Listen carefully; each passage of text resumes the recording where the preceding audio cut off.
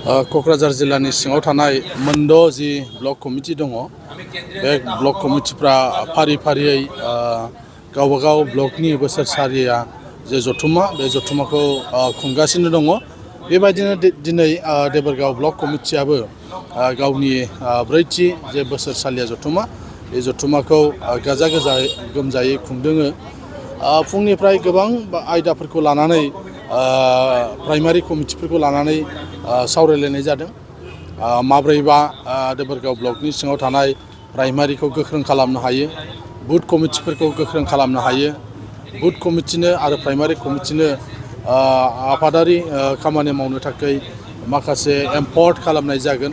बायदिसिना हाबाफारिफोरखौ लानानै सावरायलायनाय जादों जाहाथे जोङो पार्टिखौ गोख्रों खालामनो हायो। आगोलनिख्रुइ एबार देबोरगाव ब्लकआ जोबोद साबसिन, मानोना बे ब्लकआव दासिमहालागै गोबां सोद्रोमाफ्रा बावहाय पार्टियाव जगदान खालामदों। गुबुन गुबुन पार्टिनिफ्रायबो फैनानै बावहाय माखासे दैदेनगिरिफ्रा UPPLनि निति आरो आदर्शखौ मोजां मोननानै बे दलाव हाबदों। बेनिखायनो फैबाय थानाय समाव देबोरगाव ब्लकआ गोख्रोंनिफ्राय गोख्रोंसिन जालांगोन।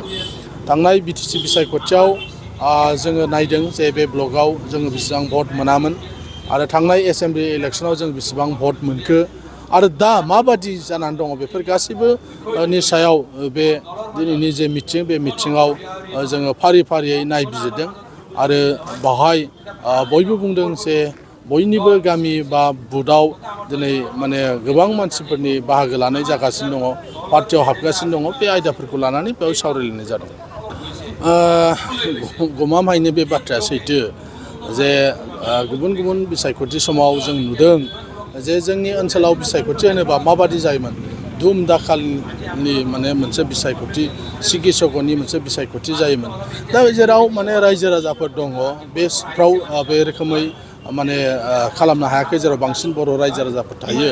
बेफोर भटफ्रा बै समाव UPPL हानजानि फारसेनो फैदोंमोन। नाथाय जे ओनसोलखौ नोंथांमोना मख'दों, नैबे देबोरगावनिफ्राय क'क्राझार टाउनसिमाव बावहाय जोङो UPPL हानजाया भट बारा जों मोनामोन। बिनि गुबै जाहोनानो जाहैबाय बे टाउनाव थानाय गुबुन हारिनि मानसिफोर दंमोन। बिथांमोनाव हयथ' मोनसे साननाय फैयोमोन जे मानो दावराव दावसियाव जोङो भट हैनो, गोबाङानो भट हैयामोनबो, भट होनायनिफ्राय जानगाराव थायोमोन।